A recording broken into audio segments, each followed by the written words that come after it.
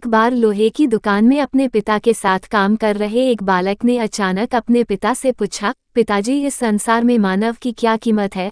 पिताजी उस छोटे से बच्चे का ऐसा गंभीर सवाल सुनकर हैरान रह गए। फिर वे बोले, बेटे एक मनुष्य की कीमत आंकना बहुत कठिन है, वो तो अनमोल है। बालक, क्या सभी उतने ही कीमती और महत्वपूर्ण हैं? पिताजी, हाँ बेटे। बालक के कुछ समझ नहीं आया। उसने फिर सवाल किया, तो फिर इस दुनिया में कोई गरीब तो कोई अमीर क्यों है? किसी की कम इज्जत तो किसी की ज्यादा क्यों होती है? सवाल सुनकर पिताजी कुछ देर तक शांत रहे और फिर बालक से स्टोर रूम में पड़ा एक लोहे का रॉड लाने को कहा। रॉड लाते ही पिताजी ने पूछा, इसकी क्या कीमत होगी? बालक, लगभग 200 रुपये।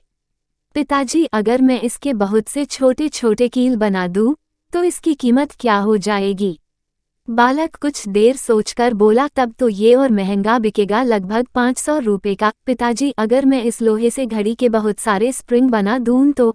बालक कुछ देर सोचता रहा और फिर एकदम से उत्साहित होकर बोला, तब तो इसकी कीमत बहुत ज्यादा हो जाएगी। पिताजी उसे समझाते हुए बोले, ठीक इसी तरह मनुष्य की कीमत इसमें नहीं है कि अभी वो क्या है, बल्कि इसमें है कि वो अपने आप को क्या बना सकता है। बालक अपने पिता की बात समझ चुका था।